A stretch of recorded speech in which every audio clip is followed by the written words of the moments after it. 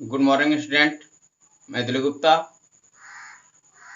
आज आप लोगों को 10वीं कक्षा के विज्ञान का 5वां अध्याय में से मेंडलीव के आवर्त सारणी के बारे में बताऊंगा। यदि आप लोग हमारे वीडियो पर पहली बार देख रहे हैं तो हमारे वीडियो को लाइक कीजिए, शेयर कीजिए और कमेंट कीजिए, और चैनल को जरूर सब्सक्राइब कीजिए ताकि हमारा वीडियो आपके पास लगातार पहुंचता रहे। तो ठीक है, हम लोग यहाँ देखेंगे मेंडलीव की आवर्त सारणी, यानी मेंडलीव जो होते हैं जो है वो आवर्त सारणी को किस प्रकार प्रभावित किए हैं, कब किए हैं, यहाँ पर हम लोग देखेंगे। ठीक है, तो यहाँ पर मेंडलीव की आवर्त सारणी, तो तत्वों के वर्गीकरण के मुख्य श्रेय रूसी वैज्ञानिक डिमित्री इवानोविच मेंडलीव, यानी कि मेंडलीव का पूरा नाम डिमित्री इवानोविच मेंडलीव है। ठीक है, तत्वों के आवर्त सारणी के प्रारंभिक विकास में उनका मुख्य योगदान रहा, यानी कि जो तत्व थे उनको क्रमबद्ध करने के लिए उनका सबसे पहले श्रेय था किसका? मेंडलीव का। मेंडलीव का पूरा नाम डिमित्री इवानोविच मेंडलीव था। ठीक है, अब देखिए, जब मेंडलीव अपना कार्य आरंभ किए तब हमारे पर्यावरण में कुल तत्वों की संख्या 63 थी, यानी प्रेजेंट टाइम में कितनी है? कुल 118 है, और उस समय जब प्रारंभ किए थे कब था? 63 था। ठीक है, मेंडलीव के आवर्त सारणी में ऊर्ध्व स्तंभ को समूह कहते हैं, यानी कि ऊपर से नीचे वाली जितनी भी शाखाएं होती हैं, ठीक है, वो कुल टोटल संख्या, यानी कि पूरी आवर्त आधुनिक पीरियोडिक टेबल में कुल 18 होता है। कितना होता है? 18 होता है, जिसे हम लोग समूह कहते हैं या इंग्लिश में ग्रुप कहते हैं। ठीक है, और यह 18 यस, पी, डी और एफ चारों ब्लॉक मिलाकर होते हैं, ये ध्यान देना है। और आवर्त की संख्या जो होती है कुल 7 होता है। कितना होता है? 7, जो यस, पी, डी, एफ सबको एक साथ समूहित करता है। तो इस प्रकार से मेंडलीव ने तत्वों को अलग अलग समूहों में अलग अलग कार्यों के लिए रखे थे, जिसमें कि हम लोग देखते हैं कि यस ब्लॉक में जो समूह थे वो धात्विक गुण प्रदर्शित करते थे, जबकि पी ब्लॉक में जो थे वो उपधात्विक गुण भी कुछ प्रदर्शित करते थे और धात्विक गुण प्रदर्शित करते थे। लेकिन जो डी ब्लॉक में तत्व होते थे वो क्या करते थे कि अधातु गुण से प्रदर्शित करते थे, क्योंकि उनके अंदर धात्विक गुण की गुणधर्म नहीं होते थे। और जो एफ ब्लॉक में तत्व उपस्थित होते हैं वो अलग अलग कार्यों के लिए, जैसे कि रेडियो एक्टिव सब्सटेंस कुछ हो गए या मानव निर्मित जो भी तत्व हो गए, ये सब क्या होते थे कि एफ ब्लॉक के अंतर्गत और डी ब्लॉक के अंतर्गत रखे जाते थे। ठीक है, तो आइए हम लोग देखते हैं। एक बात और, हम आप लोगों को मेंडलीव के बारे में कुछ उनके जीवन परिचय के बारे में बता देता हूं। मेंडलीव का जन्म 8 फरवरी 1834 में रूस के पश्चिमी साइबेरिया के टुवला स्थान में हुआ था, तथा इनका मृत्यु 1907 में हुआ था। सर्वप्रथम मेंडलीव की आवर्त सारणी 1872 में जर्मन पत्रिका में प्रकाशित हुई थी। ठीक है, मेंडलीव ने जो आवर्त सारणी अपनी दी थी वो 1872 में एक जर्मन के पत्रिका में प्रदर्शित की गई थी। ठीक है, तो इस प्रकार से हम ये जान गए कि मेंडलीव ने किस सन में, मेंडलीव का जन्म कब हुआ था, मृत्यु कब हुई थी, उन्होंने जो अपना आवर्त सारणी दी थी वह किस पत्रिका में और किस देश के किस सन में हुआ था। ठीक है, तो आप लोग ये तो जाने ही गए होंगे कि मेंडलीव की आवर्त सारणी किस प्रकार से हम लोगों को प्रभावित करती है। ठीक है, अब देखिए, अब आगे हम लोग पढ़ेंगे मेंडलीव की आवर्त सारणी की उपलब्धियां क्या हैं। ठीक है, तो छोटे छोटे पॉइंट्स हैं, आप लोग इसे नोट करते रहिएगा। अब देखिए, मेंडलीव की आवर्त सारणी की जो उपलब्धियां होती हैं क्या होती है, मैं आप लोगों को धीरे धीरे बोलूंगा, आप लोग चाहें तो वीडियो को स्टॉप करके लिख भी सकते हैं। ठीक है, देखिए, आवर्त सारणी के उपस्थित करते समय, यानी कि उपस्थित नहीं, व्यवस्थित होता है। आवर्त सारणी को व्यवस्थित करते समय मेंडलीव को सारणी में अधिक द्रव्यमान वाले तत्व को कभी कभी कम द्रव्यमान वाले तत्व से पहले रखना पड़ा। बात समझ आया कि मेंडलीव ने जब आवर्त सारणी में तत्वों को रख रहे थे तो सबसे पहले तो क्रमवाइज था, यानी कि उसके द्रव्यमान के अनुसार हाइड्रोजन का 1, हीलियम का 2, तो उसका हाइड्रोजन का परमाणु क्रमांक होता है 1, हीलियम का 2 होता है, परमाणु भार भी हाइड्रोजन का 1 होता है और हीलियम का 2 होता है, 3 लगभग 4 होता है। तो इस प्रकार से उन्होंने क्रम वाइज रखे थे, लेकिन कभी कभी गुणधर्म के अनुसार उनको चेंज करना पड़ा, बदलना पड़ा, यानी कि पहले अधिक द्रव्यमान वाले तत्व को पहले रख दिया गया, और कम द्रव्यमान वाले को बाद में रख दिया गया। ठीक है,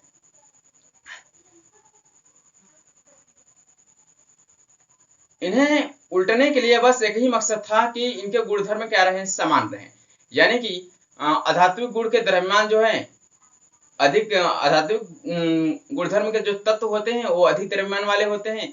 तो कभी कभी क्या होता है कि कुछ पहले ऐसे तत्व आ जाते हैं जिनका द्रव्यमान तो अधिक होता है लेकिन उन्हें धात्विक गुण शो करते हैं, तो उन्हें क्या हुआ कि एस ब्लॉक में रखना पड़ गया, पहले रखना पड़ गया। तो वो क्या है कि गुणधर्म के अनुसार हम पोजीशन चेंज, उन्होंने पोजीशन चेंज कर दिया।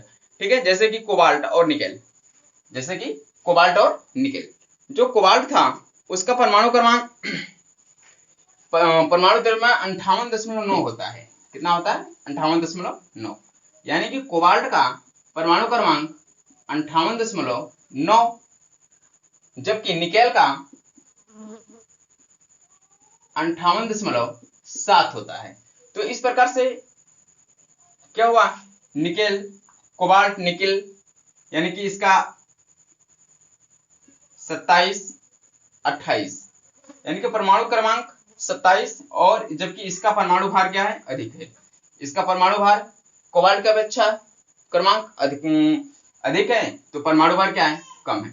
जब भी अब इनके गुणधर्म के अनुसार पे क्या हुआ कि हमको पीछे इनके रखना पड़ा। ठीक है, तो इस प्रकार से हम क्या करते हैं, मेंडलीव को आवर्त सारणी में ये उपलब्धियां मिली थी, यही बताया गया था कि इस प्रकार से हम क्या कर किसी भी तत्व को आगे पीछे रख सकते हैं। ठीक है, अब देखिए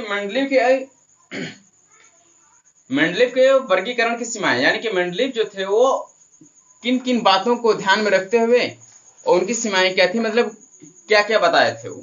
ठीक है, तो देखिए मेंडलीव के वर्गीकरण की सीमाएं कहाँ तक थी। फर्स्ट पॉइंट हमारा होगा कि हाइड्रोजन का इलेक्ट्रॉनिक विन्यास, यानी कि जब हम लोग हाइड्रोजन का इलेक्ट्रॉनिक विन्यास करते हैं तो क्षार धातुओं से मिलता है, यानी कि जब भी हम लोग हाइड्रोजन का इलेक्ट्रॉनिक विन्यास करते हैं क्षार धातुओं से मिलता है। कारण क्या है, क्योंकि हाइड्रोजन का परमाणु क्रमांक 1 और लास्ट में 1 आएगा।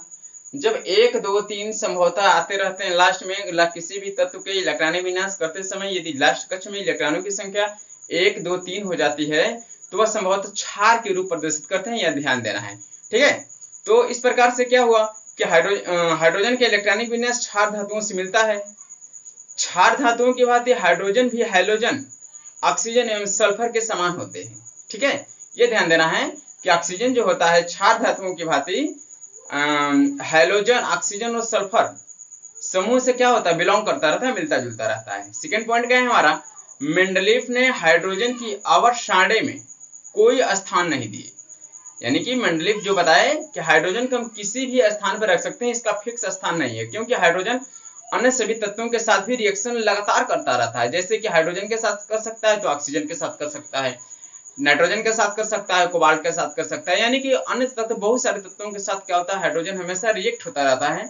इसलिए मेंडलीव ने हाइड्रोजन को आवर्त सारणी में कोई स्थान फिक्स नहीं किए, यानी कि वो किसी भी साथ रिएक्ट कर सकता है। नेक्स्ट पॉइंट हमारा होगा, किसी तत्व के स्थानीय मानों का रासायनिक गुणधर्म समान होते हैं, यानी किसी भी तत्व का समस्थानिक मान जो होता है उसका रासायनिक गुणधर्म क्या होता है, एक समान होते हैं। ठीक है, लेकिन उसके परमाणु द्रव्यमान भिन्न भिन्न होते हैं। देखिए, यदि हम हाइड्रोजन का समस्थानिक मान देखें तो हाइड्रोजन का 3 समस्थानिक मान होता है, यानी कि समस्थानिक स्थान एक ही होगा, यानी कि परमाणु क्रमांक 1, परमाणु क्रमांक 1, परमाणु क्रमांक 1। ठीक है, इसको अब इसका परमाणु क्रमांक 1, इसका 2 हो जाता है, इसका 3 होता है, इसको ड्यूटेरियम बोलते हैं, इसको ट्राइटेरियम बोलते हैं। ठीक है, हाइड्रोजन का समस्थानिक मान दूसरा ड्यूटेरियम और तीसरा ट्राइटेरियम होता है, ये ध्यान देना है। अब समस्थानिक मान है, परमाणु क्रमांक समान है सबका, जबकि परमाणु भार सबका क्या है, अलग है। तो इस प्रकार से हम बता सकते हैं कि हाइड्रोजन का समस्थानिक मान ये होता है 1, 2, 3 हाइड्रोजन लिख करके एक परमाणु क्रमांक यदि एक समान होता है ठीक है। परमाणु क्रमांक यदि एक समान होता है तो इसे समस्थानिक बोलते हैं। यदि परमाणु भार एक समान होगा और परमाणु क्रमांक अलग अलग होता है तो इसे समभारिक बोलेंगे, ये ध्यान देना है, ठीक है। तो इस प्रकार से आधुनिक आवर्त सारणी के कुछ ये उपलब्धियां हैं और कुछ वर्गीकरण की सीमाएं हैं। और देखिए आधुनिक आवर्त सारणी में कुछ त्रुटियां भी थी जो अदर वैज्ञानिकों ने क्या किया कि उसको अलग बताया, दूर किया। तो आइए देखते हैं, हम लोग देखते हैं कि क्या त्रुटियां थी और क्या फिर बदलाव हुए, चेंजेस हुए। तो देखिए सन 1913 में, सन 1913 में ये ध्यान देना है, सन 1913 में हेनरी मोजले, क्या नाम था वैज्ञानिक का, हेनरी मोजले ने बताया कि तत्व के परमाणु द्रव्यमान की तुलना में उसका परमाणु संख्या अधिक आधारभूत गुणधर्म होते हैं। यानी कि किसी भी तत्व का तुलना जब हम एक दूसरे तत्व से करते हैं तो उसके तुलना में हम लोग परमाणु क्रमांक को बहुत अधिक महत्व नहीं देते हैं, जबकि बहुत अधिक महत्व हम देखते हैं परमाणु द्रव्यमान में, ठीक है। यही कहा जा रहा है कि किसी भी तत्व के जब हम लोग तुलना करते हैं तो परमाणु द्रव्यमान परमाणु क्रमांक से अधिक पावरफुल होता है, परमाणु द्रव्यमान में हम तुलना करते हैं, ठीक है। तथा इसके एक तत्व से दूसरे तत्व बढ़ने पर इस संख्या में एक की बढ़ोतरी होती है। यानी कि हम लोग देखें तो सोडियम का परमाणु क्रमांक 11, यदि मैग्नीशियम गाते हैं तो 12, ठीक है, एल्युमिनियम गाते हैं तो 13। इस प्रकार से क्रम वाइज यानी एक का अंतर होता रहता है, एक संख्या बढ़ती रहती है। तो इस प्रकार से हम बढ़ा सकते हैं। हेनरी ने ही बताए थे कि सर्वप्रथम हमेशा सदैव एक तत्व यानी कि एक तत्व का परमाणु क्रमांक जब दूसरा तो आएगा तो सिर्फ एक ही परमाणु क्रमांक बढ़ना चाहिए, उन्होंने हेनरी ने ये बताया था। तो यही सब थोड़ी कमियां थी जो अन्य वैज्ञानिकों ने मेंडलीव की आवर्त सारणी में बताई, ठीक है। देखिए इस सारणी में मेंडलीव की आवर्त सारणी की 3 कमियों को सुधारा गया था। यानी कि जब आधुनिक आवर्त सारणी बनी तो हेनरी मोजले जो थे उन्होंने मेंडलीव की आवर्त सारणी में यही 3 कमियां सुधारी। पहला क्या कि तत्वों के एक क्रम में रखा गया, ठीक है। अब उनके गुणधर्म को क्या हुआ कि परमाणु द्रव्यमान के आधार पर बताया गया। और दूसरा क्या था कि एक तत्व जब आएगा तो उसकी से एक अधिक नंबर संख्या हो, लेकिन 10 आएगा तो 11 हो, 11 के बाद फिर 12, एक क्रम वाइज लगातार संख्या बढ़ती रहती है।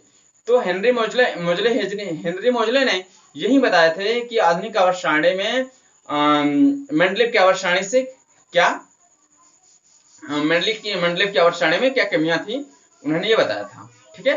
अब देखिए अब हम लोग को देखना है आधुनिक आवर्त सारणी में तत्वों की स्थिति, ठीक है। तो हम लोग ये नेक्स्ट वीडियो में देखेंगे कि आधुनिक आवर्त सारणी में तत्वों की स्थिति किस प्रकार से उपस्थित है, ठीक है। नमस्कार। यदि आप लोग हमारे वीडियो को पहली बार देखते हो तो हमारे वीडियो को लाइक कीजिए, शेयर कीजिए और कमेंट कीजिए, और हमारे चैनल को सब्सक्राइब जरूर कीजिए ताकि हमारा वीडियो आपके पास लगातार पहुंचता रहे, ठीक है। नमस्कार। इसी के साथ हम आज का वीडियो यहीं पर समाप्त करते हैं, और अगला वीडियो देखने के लिए हमारे चैनल को जरूर सब्सक्राइब कीजिए, और मैं आप लोगों को जल्दी अगला वीडियो अपना फॉरवर्ड करने वाला हूँ।